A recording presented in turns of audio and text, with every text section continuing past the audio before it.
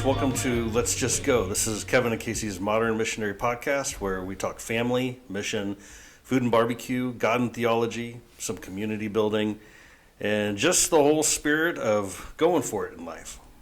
Today, our chosen topic is our starting a family. But first, some podcast updates. Yes, podcast updates. What's number one on your list, Casey? Number one on my list is the song.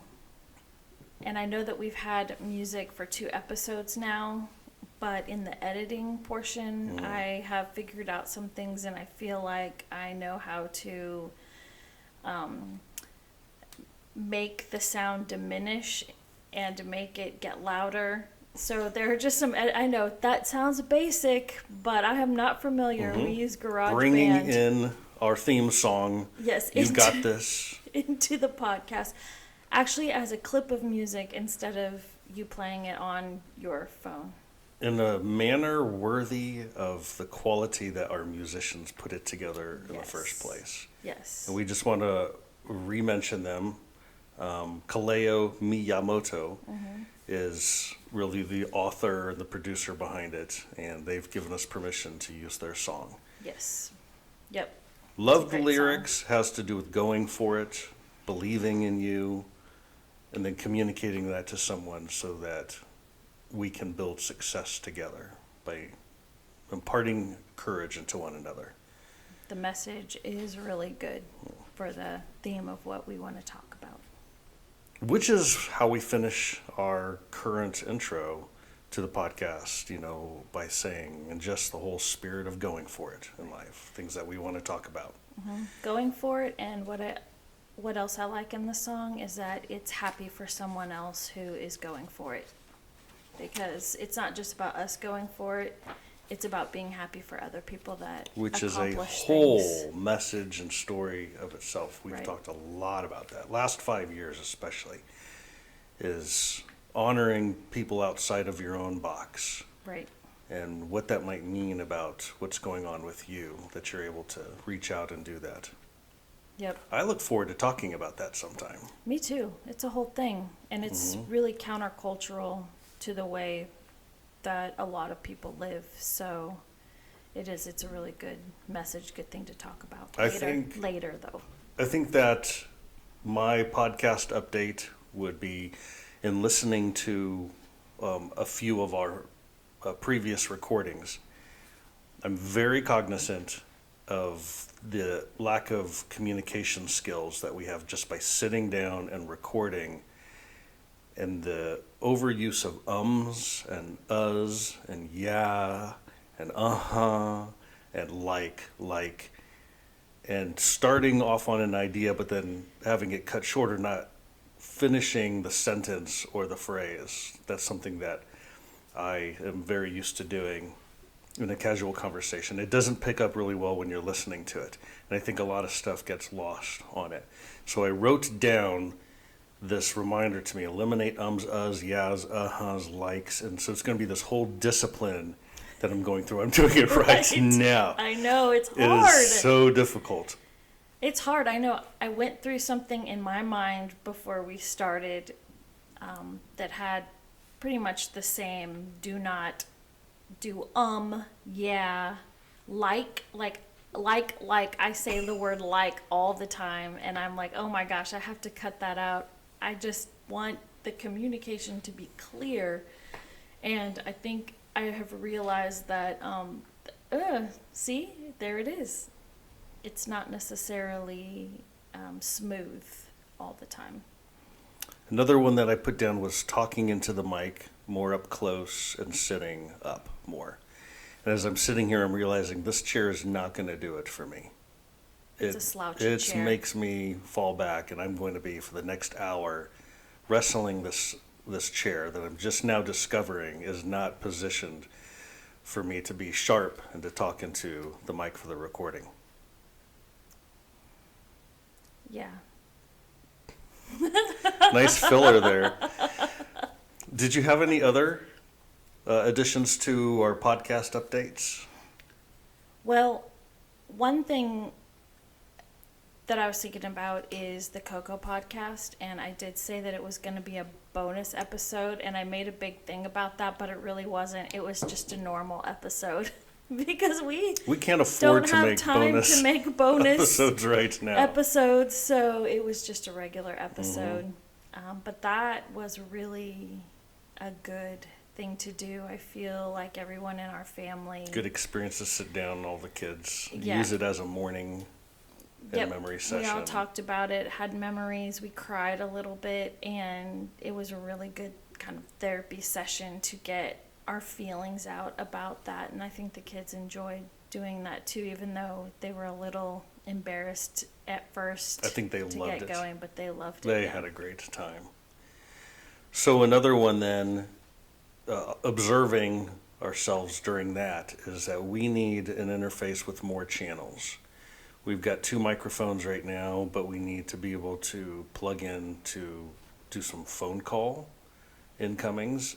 And we're interested in doing that because there's a lot of people that we know and have been attached to in stories in the past. We'd like to have some guests call in. That would be awesome. If That we would be could so do that. cool. And there's a lot of, people are all over the world, literally, Yeah. that we know, that we've worked Right. with, and that would be really fun. And then we could really hit a number of different kinds of audiences too.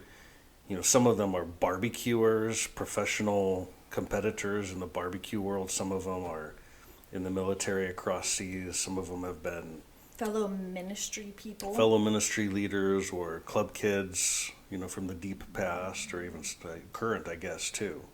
Our kids in other states on the other side of the mountain ranges.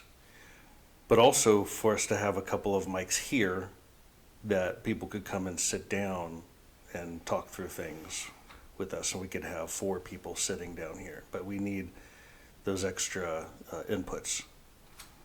Yeah, extra input, interface. I also think there is probably a way we can record, I don't know if directly into an interface, but something that is not hooked up to our computer.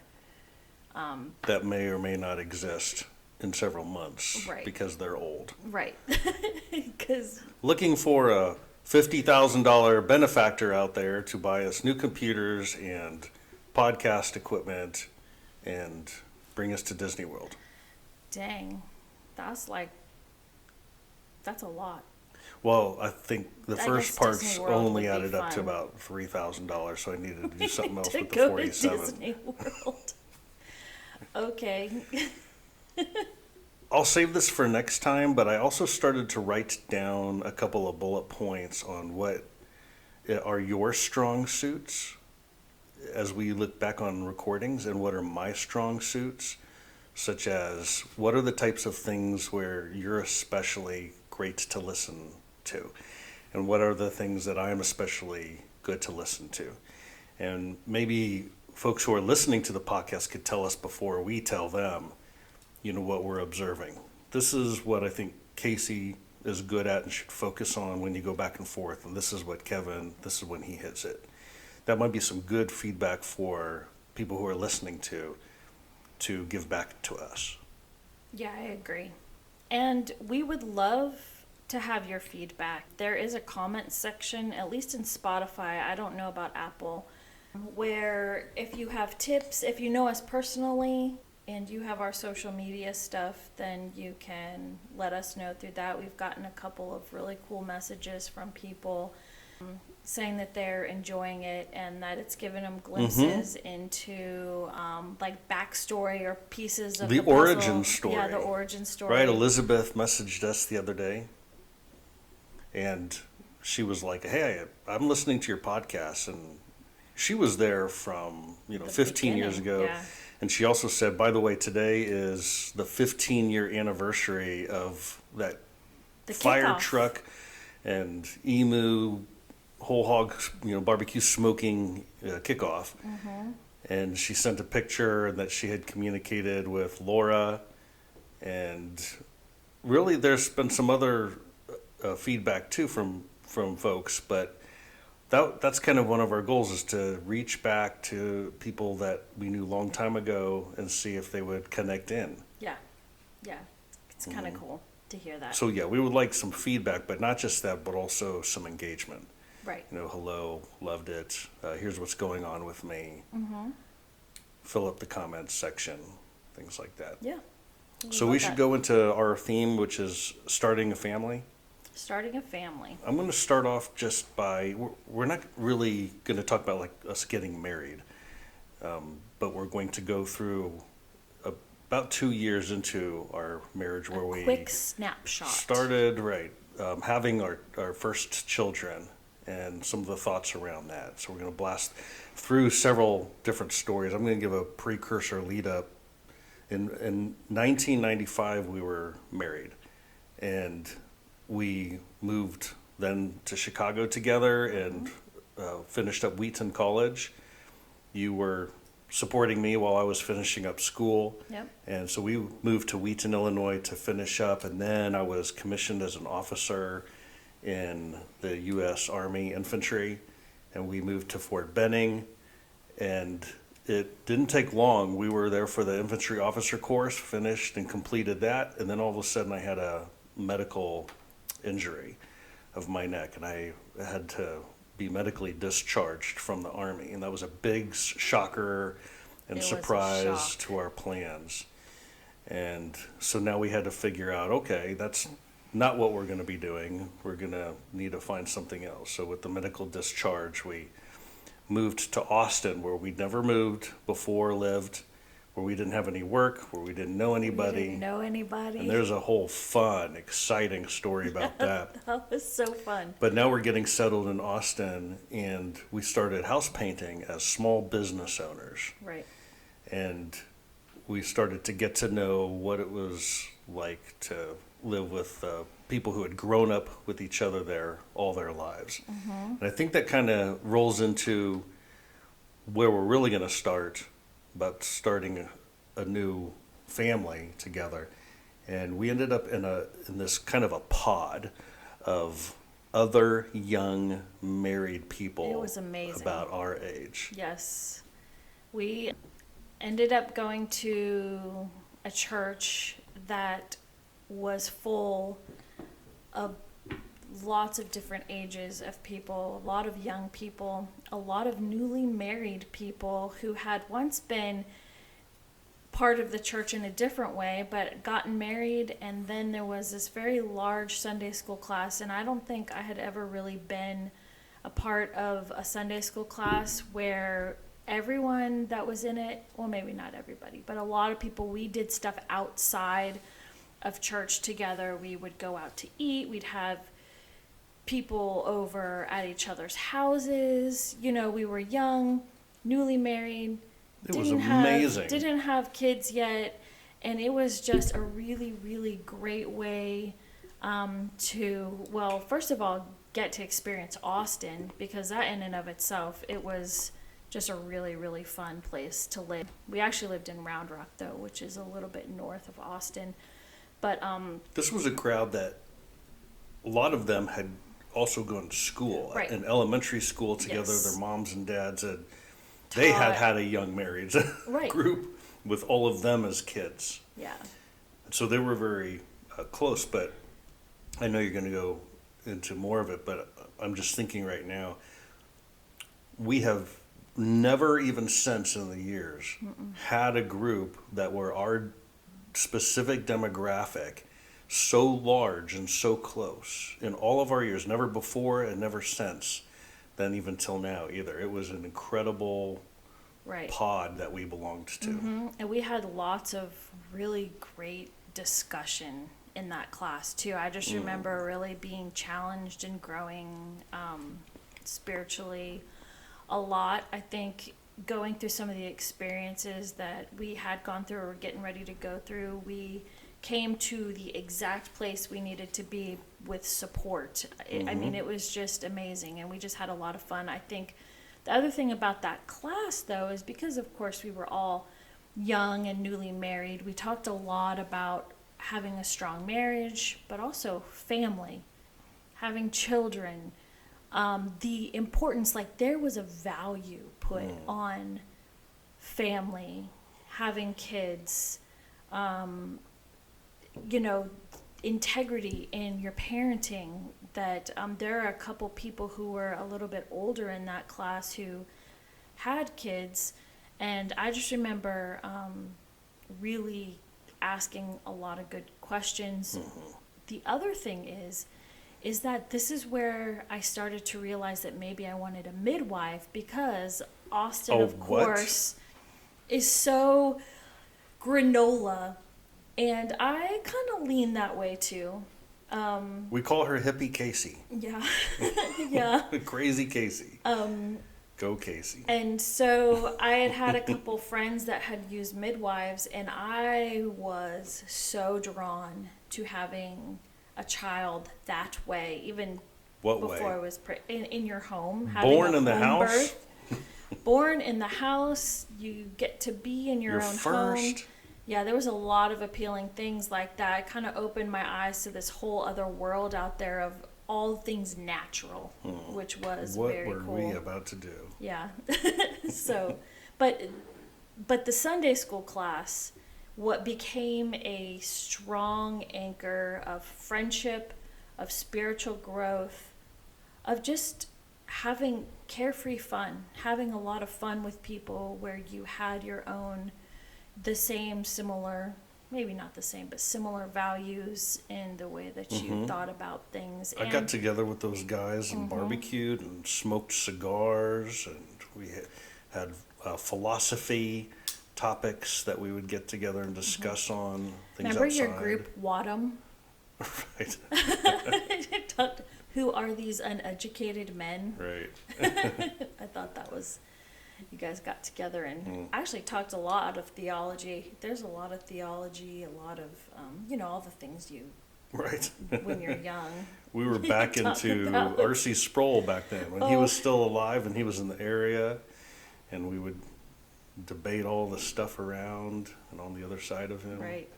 Predestination, free will, all that kind of stuff. But A lot of discussion of fun. family, and I know that there were some challenges of your thoughts. One is on the midwife, but also. Oh yeah. So I started to when Kevin and I got married, you get married and in your mind there's like this progression of things that you do. And one of them is that I went on birth control. And I did that because in my mind, you're married for a certain amount of time, 2 years, 3 years, whatever. And then you begin having your family. And that was just kind of, I don't know what I thought you did. But when we moved to Austin, I think, the more natural things, the environment really got me thinking as to personally, what did I feel about certain things? And the birth control thing was an issue. I started to do a lot of research, and of course, I am definitely for life, and I just did not like some of the things I was reading about it, and ended up deciding to stop taking. Well, I actually didn't come up to that. That wasn't an immediate decision, but there was something that I was really wrestling with. Right. About it. And I think it's probably helpful to pinpoint, a couple things on it. One, and I don't know if we were trying to get it just right or if we were just curious and we were wanting to know the science and stuff. Right. And we understood that, like taking the pill is, preventative from Getting pregnant, which is getting what we pregnant. wanted. And then, there's the whole question, well, what's pregnant one's life? Is it conception? Because turns out there's a large percentage of you do get pregnant or you conceive, and then after that it's an abortifacient. It it kills what started, and I really don't remember how passionate we were about our thoughts on that back then. I just remember that we were curious as to what the actual science and precision, what exactly medicine was doing. Right. Well, it was more curiosity and questions that started that. And it wasn't so much actually the stopping conception. It was taking hormones to make my body do something that wasn't in its natural process. That was my first thing in researching and investigating birth control, was because of that, because it was not,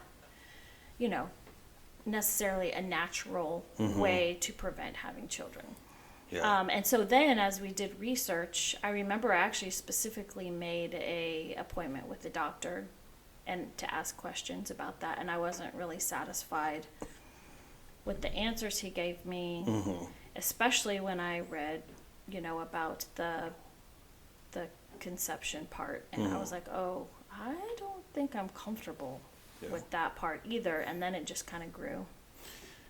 And I think there were some larger issues too, because I mean, it's not just about what is what we think about the science or the medicine and things like that, but there's just the whole idea of having children. And I mean, fast forward, we've got 9 children. Yeah. Right now. Yes. And what is your memory of?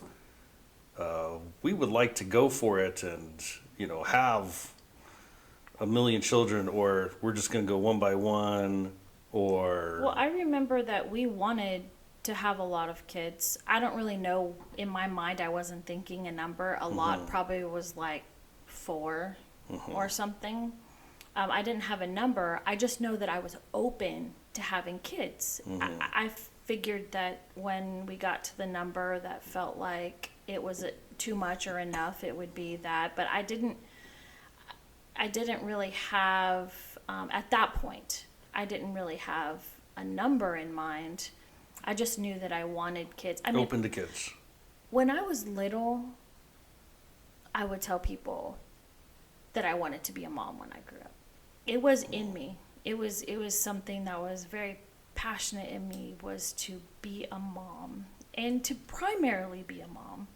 I knew that I wasn't going to work outside of the home. If I had kids, I was going to raise them. If we had the means to do that. And that turned into also making the means to be able to do that. Because, but that was a passion of mine. And I wanted to make sure that when I made the decision that I love information, so that I was going to have all the information I could to make an informed decision.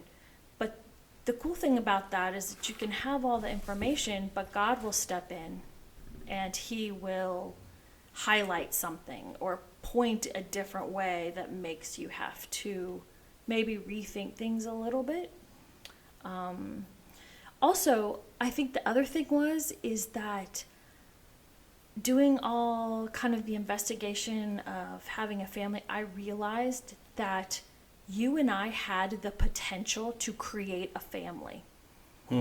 Like, not like, oh my gosh. We got it in us. I know. It's in us as this... Humans are about to... power, to be able to bring life into the world. I was like, oh my gosh, this is like such an exciting and amazing and just fun thing to think about, is what are little humans going to be like who are a piece of Kevin and Casey.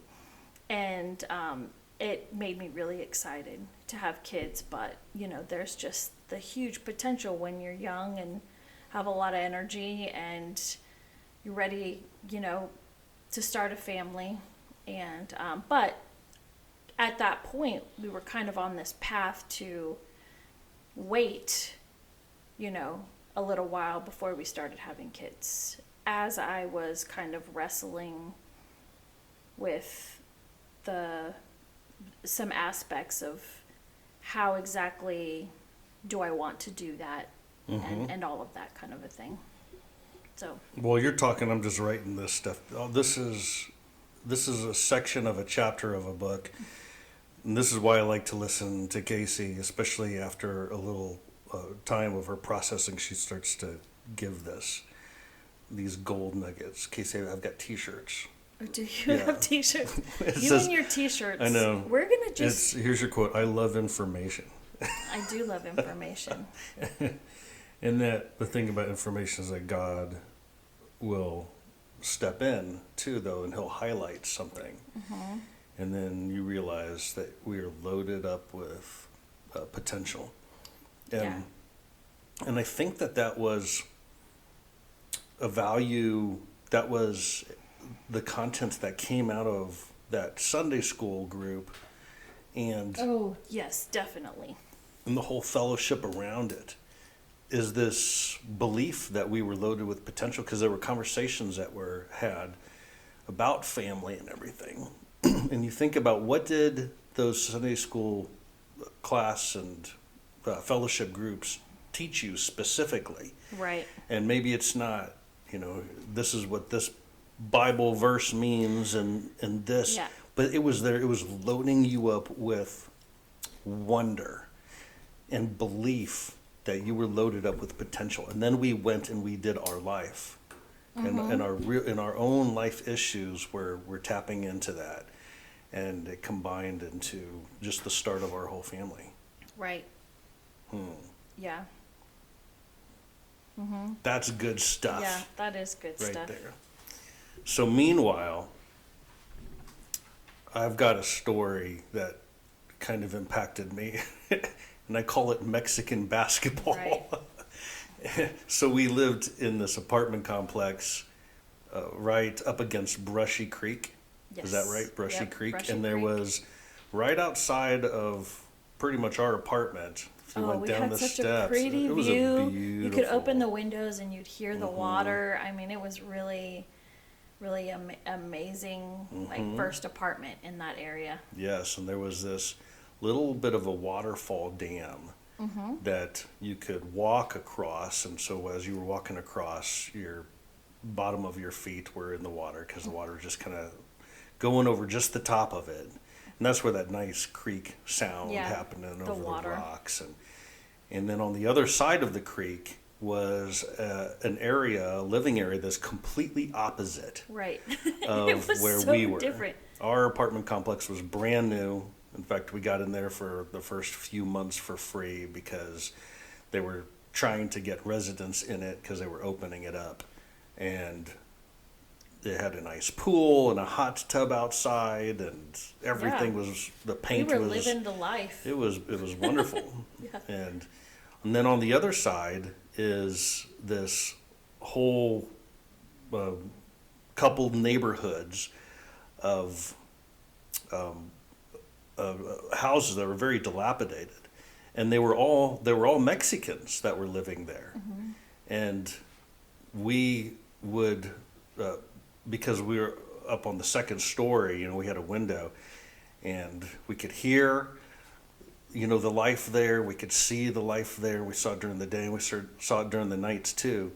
And it was just very interesting because, there was the fun, loud, fiesta, music that is, more frequent than the folks, partying in our apartment Right. area. Lots of life from over there. A lot of life. And it was fun and bright, to see. But there was also a lot of hardship. And there was some domestic stuff, and almost every night there were police cars that would go in, and they always had their lights, and they very often had their sirens, and there was yelling and banging around, and they were breaking into houses. Right. There you was could a hear lot of glass activity. breaking, people shouting at each other. Right. And Yeah. it just, good and bad things. It's Right. just much more, Lively. robust, yes, much more lively. And so we were living here. There's Brushy Creek. There was this waterfall you could walk across over to the other side. And then there was this opposite life of this Mexican community. And with our work, painting houses, we were pretty much the only folks of our demographic that were painting houses. Everyone else was mostly, from, they were Mexican laborers. And so we interacted, at the paint stores and, in business. So it was but it was different life right across Yeah. Brushy Creek. And then there was a lure to me personally on the other side of that waterfall. And it was a basketball court. And it was just a half of a basketball court. It was on the Mexican side of Brushy Creek. And when I was observing it, then I didn't see anybody, using it. But they did use it usually before dinner after they got, a lot of these guys got home from work. And so I started crossing Brushy Creek and playing basketball, just shooting hoops and doing free throw shots and learning to do layups and fiddling around. Dan would go with you sometimes too. When my brother was there, then he would, the two of us would go. Yeah, we'd shoot hoop. And, well, one time, I think Dan and I were both there.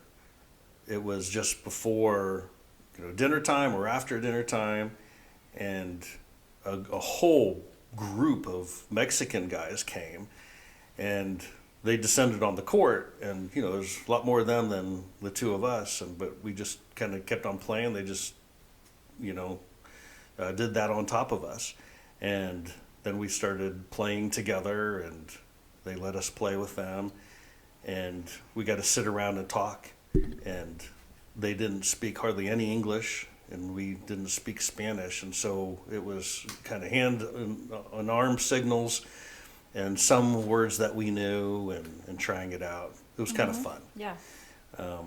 But then there were other nights that I would go over, and that would happen again.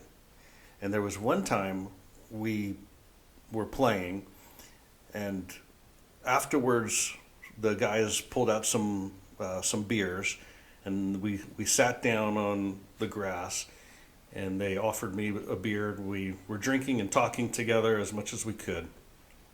And there was an older one of the Mexican fellows, and you could tell that he was kind of respected by the others, and you could really, in their culture, you can tell very much where people are in their pot of friends.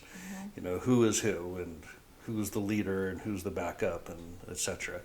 And so this guy, he's kind of taken me under his wing a little bit and just asking me questions about myself. But what he asked was, the most important thing to him was, how many kids you got?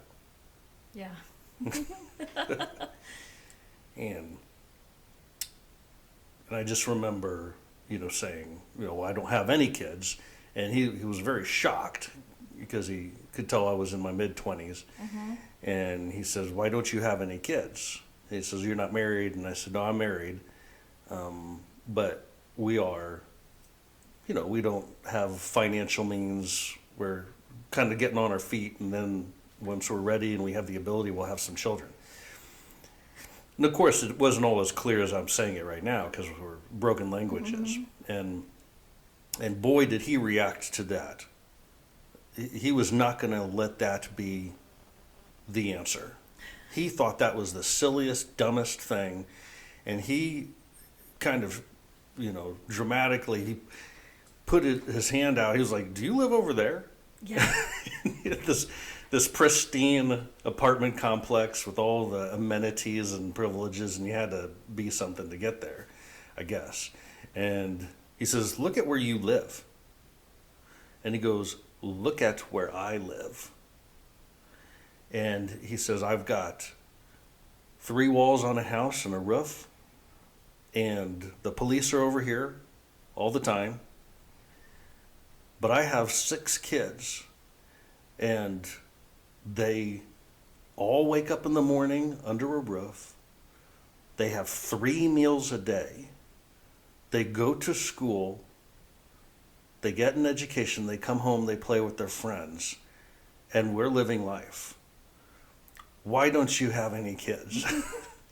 Right, the question. Don. Boy. And that floored me. Yeah. But what a humbling thing is for this guy who doesn't have what I had, or even maybe financially he did have what I had, because we had nothing. We did have nothing. But we had facility Right. to do things. But what did he need? He needed his kids to have a roof, 3 meals a day, a school, and friends that they could play with. And he said that they were happy. Mm-hmm. And how far back in basic what is your baseline of what you need to move forward with familying? Everything was being provided. So I was really struck by that. And I remember I crossed that creek that night, and I went up into our apartment, and you were in the kitchen, and I remember I said to you, it's time for us to start having children. Yeah. There's no reason why we can't. Mm-hmm. Look, and then, Casey, come to the window. Look at these guys. Look at this other world over here. Let me tell you what they told me. Yep. Yeah, and you told me the story, and I just felt like that was God's voice through humanity to give us a message, and because I felt it too. And it was actually a huge relief to me when you said it, and I was like, oh my gosh, yes, why not? And I go back to the potential thing. I wrote this down, that the potential to have a family was actually empowering. It was not something to contain. And I feel like people today have this power to grow something, to expand something, to raise something. And it's all this potential. And instead, they want to contain it instead of nurture and let it grow, or even begin. It's all containment. It's all like, oh my gosh, I don't want this to happen. Fear. I don't know what is going to happen if I start having kids. I don't want to give this up if I, But the thing is that it's all about containment instead of realizing and recognizing all of the potential that you need to Let's just go. let loose. Yeah, I think it's a soft fear. I'm just thinking about that. And it feels like, the soft fear feels like some virtues.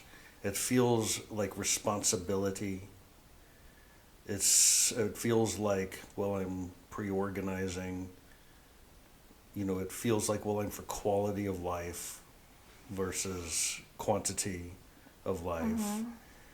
But those virtues can be something that we're hiding behind, that they're containing. They can be containers. Right. Also information, because that's what I was doing. I was gathering information, and I had no idea how to make a decision about the information I was receiving, because I felt like I had two different things going on. One, I think that the thing that I wanted, motherhood, was right at my fingertips. And yet there was this societal norms, this outside voices that said you had to do things in a specific way. And so I wanted to do that. I wanted to be a good person. I wanted to go on birth control. I wanted to wait 2 or 3 years before we started having a family. I didn't want to look out of control, kind of a thing. It was going to be done just so. We lived in a very sterile apartment complex where everyone looked the same on the outside. Who knows what happened inside their apartments, but, everyone looked the same. Everyone went to work. Nobody had children, and you're comparing the two worlds. I didn't want to look out of control. Yeah, you want to make sure you're doing it the right way. I wanted to be a good person. But the messages I was getting from my friends, our friends in the and through the Sunday school class and through my research, they were telling me something different than the buttoned up path that was going on. But I didn't know how to act on it, which is really strange because sometimes all you have to do is make a decision. And when you came over from, Mexican basketball and you talked to me about it, it was the God stepping into the information and being like, who cares about that? I mean, you know it now. Why don't you just make a decision to do it? And I feel like that's why it hit home for me too. When you said it, I was like, oh my gosh, that's what we're supposed to do. We're supposed to start tonight trying to have kids. So that was because until then we hadn't tried. No. I'm thinking when I listen, sorry, your message on this is so good. And I'm just writing all these little phrases and things down. I'm very passionate about these kinds of things. But I mean, there's a lot of content Yeah. to it. There's a lot of things that I feel like there's someone who's going to listen to this and they're going to be like, I know who I should send this to. There's a young married couple and I could probably just guess that they're trying to figure out when's the right time to start having a family. There's some good thoughts in here. Well, so I think maybe next is that we had David, our firstborn, Yes. less than 9 months later. Yeah. Less than 9 months later. And there's kind of three things that stick out to me about having David. One is this midwife experience. You're right.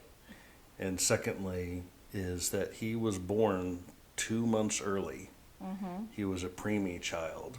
Yep. And third of all is the work that you were put into at just the right time, at the gap. Right. In the favor that you curried with your manager, who decided to take care of you in terms of insurance just before we hit all of the medical bills for the preemie emergency. Yes.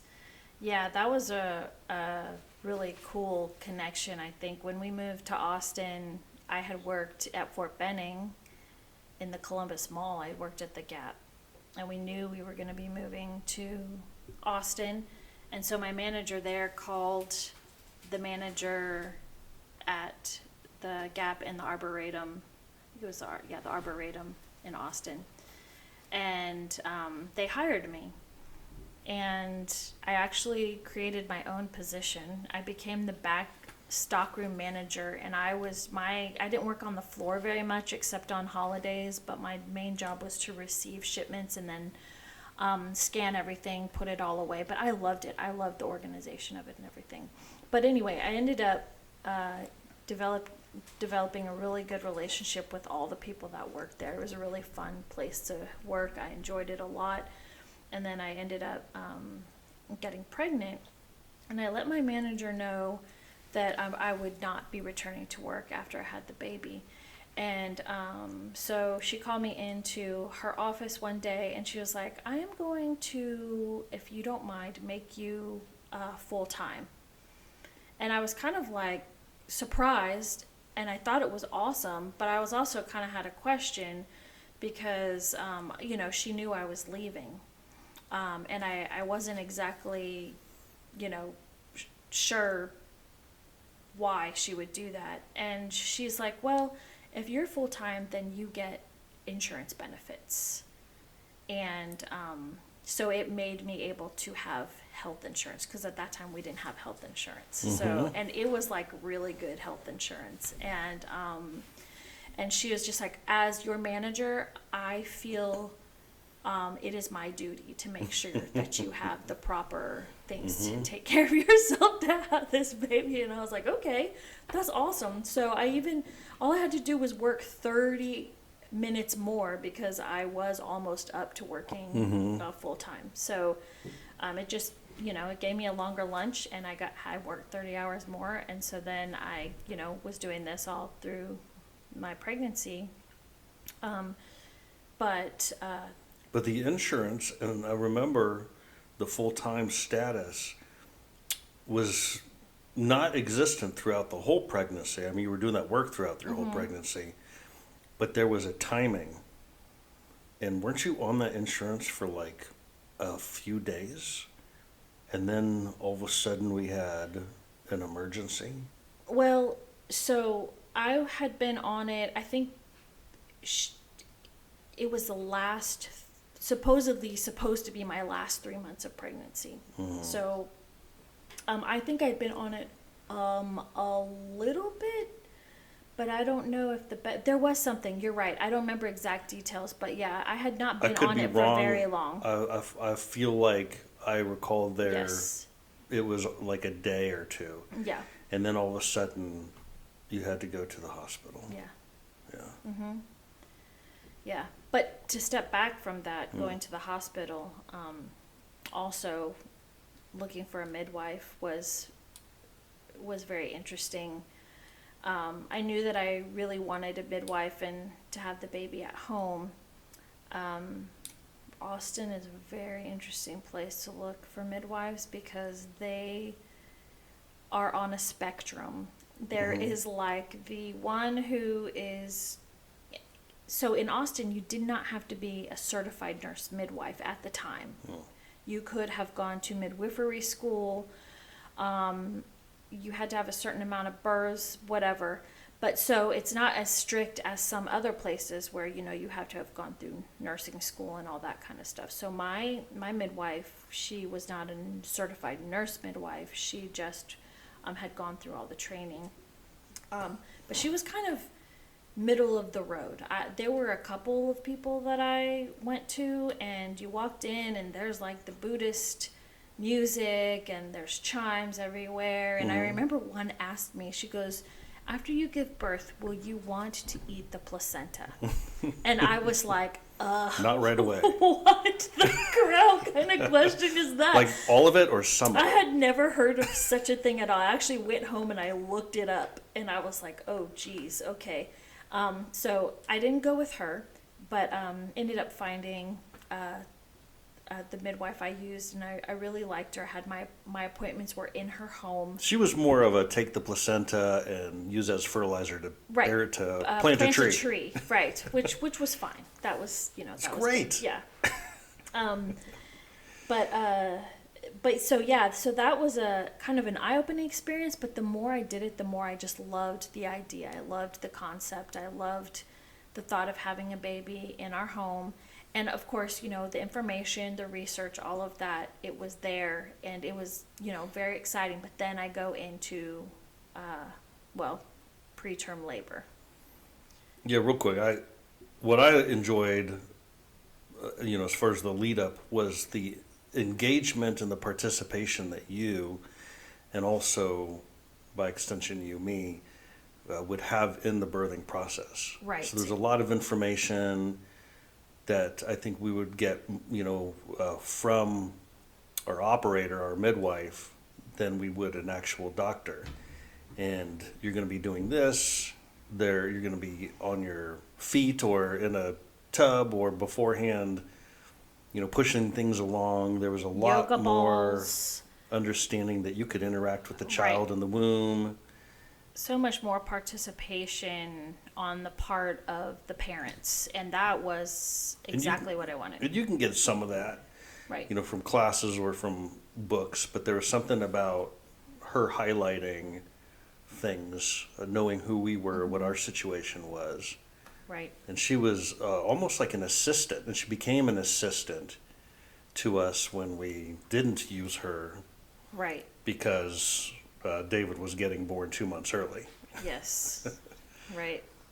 So we went, actually, to comment on that, that is why I loved the thought of having a midwife, as well as not just having the baby in the home, but also the participation, the whole experience. Like, I was very scared of and nervous about the pain that I would feel, knowing that that was like a kind of a huge back and forth for me. But it was another thing where I was just kind of the philosophy that we take on. I was just going to go for it and see, because I had no doubt that I could handle the pain or handle it. We had the information. We had the information. It was just And like, now the okay. only thing left was to do it. Right, to or do not. it. Mm-hmm. Yes. Yeah. But anyway, I ended up, I think we were at a party, and I remember I kind of started spotting, and we went home, and I laid down, and I could kind of like feel, I think, contractions starting. Mm-hmm. And so I called my midwife, and she kind of told me what to do, as far as maybe stopping the contractions or whatever. But she said if they progress or if something else happens, call me. And sure enough, I ended up losing my mucus plug, and that was weird. But when I called her, she was like, okay. And as I was talking to her on the phone, I felt my first kind of real contraction. And I was like, I think that this is going to pick up. She goes, yeah, you're going to pick up, pick up pace, the pace of everything. She goes, so why don't you just meet me at Was it hospital? Melanie? Yeah, Melanie. Melanie, okay. Yeah. And so we met her at St. David's Hospital. Oh, that's right. In Austin. I met her at St. David's, and we met her at there, and she became my advocate, and I loved that because they took me into a hospital. She actually knew one of the doctors that delivered babies there. His name was Dr. Love, and she specifically asked. Contacted him and asked him. He was amazing. He was so good. He after they did an ultrasound and all that and assessed his health and my health, and he let her be. He told her that if I did go into labor, she could be a part of that process, because he was satisfied with how everything was, even though he was so early. But they ended up stopping my labor for 48 hours. They tried to. No, they did. It was still rolling slow. Well, they gave me... They put you on some steroids to stop and it. Stopped and I don't think it ever did. Okay. Yeah. All right. After 48 hours. All right. It was stopped. And there were people from the church who found out what was going on, and they had oh, wow, I forgot about that. They had a list of people who actually came, because you were painting houses at the time. You couldn't be there with me all the time, and so they came and sat with me in the hospital. There were like 3 or 4 different people, which was really cool. And so they were able to give me like 2 or 3 different steroid shots to help develop his lungs, and so and they did an ultrasound, which we weren't going to find out what he was, but the doctor, when he did that ultrasound, I didn't remember that. So it wasn't until he was in the hospital about to be born, and we discovered, that's when we learned that we were going to have a boy. That it was going to be a David. Yep. And so he's like, I just want you to know that this is a very scary situation. I know, being a new mom, this being your first. He said, but the baby looks good, and you're healthy. And so if you go into labor again, he's like, we're just going to have the baby. We're going to roll with it. Yes. And St. David's had a NICU there, so he wouldn't have had to have been taken to a different hospital or anything. It all happened there. The neonatal ICU. Yep. And so that happened after that 48 hours. I started to go into labor again, and it was very fast. He was small. I was there, by the way. I wasn't painting houses. No, you weren't painting houses at that point. I don't remember me being anywhere in the 48 hours leading up to, but I was. Mm-hmm. Okay. Yeah. Was I there for all the important points? Yeah, it was just during the day. I remember my son's There birth. was one day, right? No, you were there for the birth, and actually, you were there when I started going. Yeah, taking into you labor. there. Yeah. I disappeared for a day or Yeah. some hours. Mm-hmm. Yeah. And so I went into labor, Mhm. and they called the doctor. I called Melanie. She got there, and ended up, having him. It just took like maybe Mhm. 4 hours. Right. Mm-hmm. Yeah. And he came out, and the biggest concern, like you said already, was the development of his lungs. Right. Well, first of all, I like that you emphasized that Melanie Melanie. was there as an advocate. Mm-hmm. And so she wasn't there just, I want to be able to deliver babies in the moms' homes. She was there for the whole experience of you. And, she was not there for me. She was there for you and the baby. Right. And I was allowed to plug in as I could. Mm-hmm. But she was very clear where her loyalties lie. And I really liked that. I think someone asked one time, well, what about all this Eastern, dabbling, experience and stuff of the midwives? Aren't you worried about that? And I remember I was like, my criteria is, are they bossy? Yeah. Right. Do they know what they want? What's their goal, and are they going to demand that the goal Right. occurs? Yes. And so all that other criteria is out the window. But she was a strong advocate. She was, and she made sure that it was Dr. Love. Mm-hmm. I think that was another thing, because, midwives know what doctors Yeah. are more open to that kind of There's thing. two things that are popping in my mind as we're just talking about this. I didn't think about it before, but one is the name David, Mm-hmm. and kind of some of that behind that. But then also,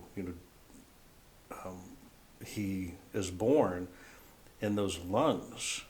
He is crying and screaming, Mm-hmm. this Right. little baby. Right. And that was hard to hear your child, screaming, crying, because you're just not, are used to that. But that sounds like that's good. That sounds like it's really good. Right, and it's what we were all waiting for. I mean, I know I was. For the screaming and the crying, the voice, right. the voice. Yep, the Yeah. screaming, the crying. Do you remember they said, let's put this child into Dad's hands. Yeah. Yeah. And I had, during his months inside of you growing, then I would go up to your tummy and I would sing. Do you remember that? Yes. And I'd sing a song that, my mom sang to me, like the Davy Crockett song. The Johnny Because Appleseed if it was song. if it was going to be a boy, Davy Crockett would be, his namesake, and then the Johnny, oh, the Lord is good to me, and so they put him in my arms, and he's still crying, and they had me walk him to the NICU, right, Mm-hmm. all the way down the hall to where they were going to do more tests on him because they were still very concerned. It's 2 months early. Right. And I'm walking and I say, oh, the Lord is good to me. And so I thank the Lord for giving me a song to sing, the sun and the moon and the apple seed. Oh, the Lord. Mm-hmm. So little David he just shut up. Mm-hmm. And I think he recognized that from singing, over and over and over and over again. And he just looked up and he was, couldn't see anything, but searching for it. That was a cool thing. That was really cool because I didn't even get to really hold him at all. He was born. They took him over to that crash cart thing that they had gotten all set up. They were all smiles, really calm, but boy, were they Yes, they were hiding moving. a hurry. They were in a Yes, hurry. They they knew were. this was an emergency situation. Right. I think once he cried, that was a good sign. But they brought him over and kind of let me put him on my chest for just like a minute, and then they took him back over, and then they and scored him on that whatever score thing they have, and then they were like, okay, here, and then you got those really special first moments with him, which was good. Yeah. And then I think one of the big things with that is that was also kind of a shocking experience, in the sense that you have kind of a plan. You make a plan, you decide to go for it, and then there's kind of it's not really an obstacle, it's just something new that happens on the way to doing it. And that was kind of interesting for me, because you have every woman in her mind has a way that she wants her first child's birth to go, and it just blew everything out of the water.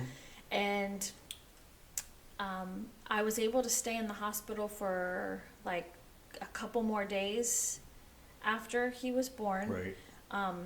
But then They said he was going to be in the NICU. By the way, the NICU was packed. There were a lot of preemie babies there, so that must have been a particularly good and I well-known think it was go-to hospital for the whole area, whatever that meant, for but it was for neonatal. all of central Texas, I feel like. Yeah. Yeah, it was a good And he was NICU going to stay there for what they said was 2 more months. until his due date. Until his due date. 2 That months would be later. when they would start considering him to go home. But he went home in 13 days, I think. 13 days. And it was just, we would go in every day to the NICU. And I think one of the things that struck us both, is where are all the other parents? Well, maybe they're just not coming in on our hours.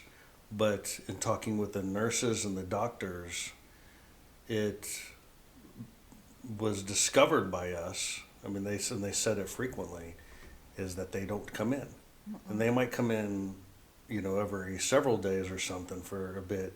But it was almost like, well, the child is born, it's in the NICU, it's not really, a take-home child yet, it's like on layaway or something. And I'm sure that they felt more than that, but there was some sort of reason that they weren't there. And we were there all the time. Well, some of it was distance. Some people were parents were 4 and 5 hours away. I mean, you have a child in the hospital, and you're the only NICU in a surrounding area, and then you have to leave it to be cared for there. And it's like a 4-hour drive to get to the hospital where your baby is. I could not even imagine that. But that was a situation for some of them. But they did also have the row of like 5 or 6 baskets of all of the babies whose mothers terminated their parental rights. And they moved David after he got off. He was, for about 5 days, he was on oxygen. He was on, like they were feeding him through a feeding tube instead of me nursing him. And once he got taken off all of that and I started to nurse him, he was moved into a different part of the NICU, and that's where these rows were. So I remember I would sit in there and I'd nurse him, and I would just pray for each one of those little babies that was over there in that corner, because that was just that broke my heart. But the nurses, I learned a lot having a child in the NICU, and one of them is that a baby can be on a 3-hour feeding schedule, because that's what all of the babies in the NICU are on. Right, out of necessity. Out of necessity, out in. of a routine, out of their manpower, but that is the typical, unless they're specialized or something, that is the typical. And I thought, oh, babies can be fed every 3 hours and it's okay. Also, It's also okay for them to cry. it's okay for them to cry. Also, it is okay to, they're not fragile. Right. I mean, they are fragile, but they're not fragile. You can manhandle those You can kids. manhandle a baby. I mean, these nurses, they would pick them up, they would feed them, they would throw them over their shoulder, Hard, and they'd, quick. pat them really hard, get a really Get that air efficient out. burp and air out, and Hurry then feed again and do it again. And I practiced what I saw there, and that was so helpful for me. I just wanted to tell those nurses how to do it, knowing nothing. But I saw them turning them over, flipping them around, Also- smacking them, putting their diaper on in a split second, wiping their butt, not gentle, boom, boom. And I was like, these things are, like, they're not as fragile as you think that they Right. are. I mean, all the common sense, don't shake the baby, things Right. like that. Yeah. But they are, don't be scared. Right, don't be scared. That was the biggest thing. Flop them around, take care of business. Don't give them all your time. Also, all of the babies in the NICU sleep on their stomachs. And that was one of my huge takeaways. I get Scandalous. home, and you read all these things that are like, do not put your baby on its tummy. And I was like, well, they do it in the NICU, so it's fine. And, all do of what my works. kids from the Right. very beginning always slept on their stomachs. And what was also nice is that there were alarms going off and bells. Right, well, they and were hooked up to machines and They were stuff. hooked up to but- machines, so some of it was, something's happening, and other stuff was, I just gotta shake the wires. But with all those kids, there was noise, and there was interruptions, and so when we took David home eventually, Yeah, we decided to not put him in a quiet room. right. He was on the couch. He was on the couch. He was where there was noise. He could sleep He could sleep through through it. anything. Because we had him on a cycle. Yeah. And that would bear out on some ideas of raising and developing routines with newbies later on. Well, yes, and there was an instant, a part with him that kind of fell apart for me anyway, as keeping up a routine with him as a mom. Right. But that's a story for That's another another time. one. Yeah. I think that would actually be good when we talk about having boys, because the next one on the list was Jacob, Oh. and Oh, so yeah. so it was really about starting off with boys, but then raising them in some philosophies and some just unique lessons in there. Yeah. I think it's good for another time. But For sure. So David, real quick, David is a name that we came up with. I just got to tell my story. My mom, she said, Kevin, I think I misnamed you. She said that a number of years ago. She said, I think I should have named you David. And I was like, you misnamed me. That's the part I got. You misnamed me. And I gave her a hard time about that. But she wanted to not lose that I was a singer, because I like to walk around and sing, and You always have a song song in my heart. in your heart, yeah. And so she would sing me some of those things. And so David was a name, and I remember you and I were talking, well, what would the kid's name be if it was a boy? And I said, well, how about Kevin? Kevin Jr. Kevin. And I remember And I was like, heck no. you said, no, I don't like that name. I was like, wait, that's my name. Then you said, how about David? I'm like, come on. She's like, well, that's kind of your name. I was like, no, that's not my name. And that was the mistake in my being named. So, but we went with David. Yeah. That's a fun little ditty. You like to tell that story. I like to tell that story. Yeah. Yeah. Well, similar to it, on my grandma's deathbed, a lot of the grandkids were.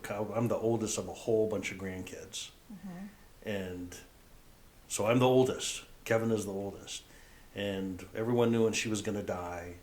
And well, a whole bunch of us were out at the farmhouse out in the boonies and Hayes, and there were sort of some turns to go in and say goodbye to her, and it was mine. I went in, and she says, God, she doesn't say Kevin. She says, come here closer to me. And so I go up to her, and she goes, I have a secret, but don't tell anybody. And I said, what is it, Grandma? And she said, you're my favorite. You've always been my favorite. And I said, oh, thank you. And she goes, now if we could just get you a good wife like your brother Kevin has. So she thought I was Dan. She thought you were your brother. Missed my real name. And I said, Grandma, I am Kevin. She goes, oh, I'm sorry. So funny names about that. So he was named David. Named David. I think we're getting close to wrapping it up. Yeah. There's a story that I remember I want to include. I was telling you about it before. And at some point, we start going out with David as this baby. And we went to, I think it was Applebee's. We ordered the food, probably had appetizers there, and then David starts crying. It was like reflex. They looked at us and said, do you have to go home now? And I remember, saying, well, why would we have to go home? And they said, well, our friends who have started having kids, as soon as the baby cries, they have to go home. I remember that. And it didn't strike me so much in that moment as much as resonated with me over the years. Do you have to go home now? Yeah. Because the baby's crying.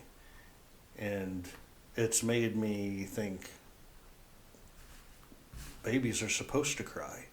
Right. And why do you need to go home? And what is it that's keeping people from having kids or starting to have kids? What is your perspective and feelings about putting others out? How are you being put out? What do you think you can't do at the same time as this?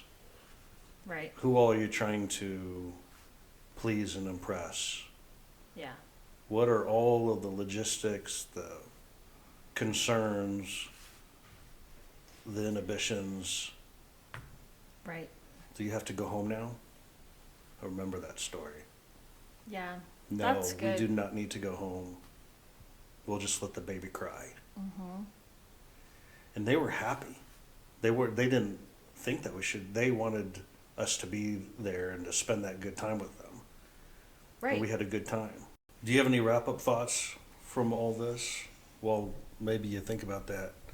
There's 4 big ones on mine. It's just realizing all the potential that we had, that we were loaded up with.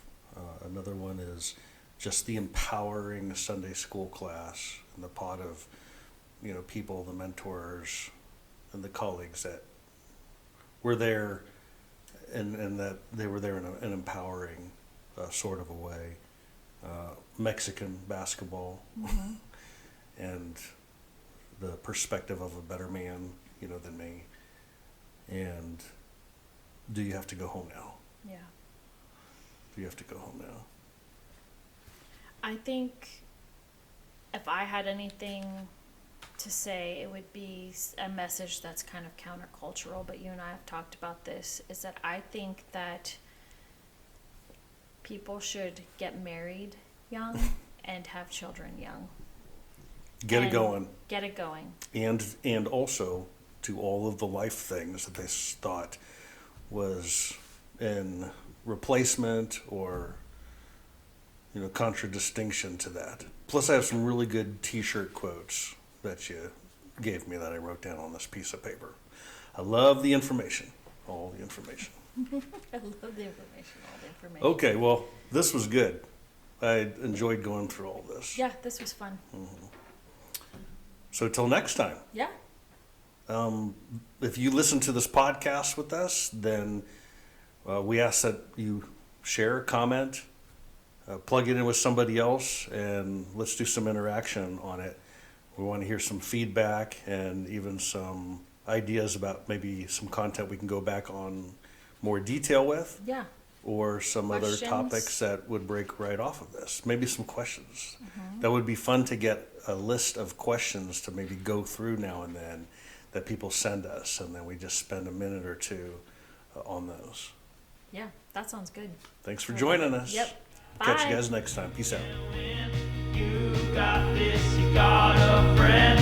You got this, so you can win.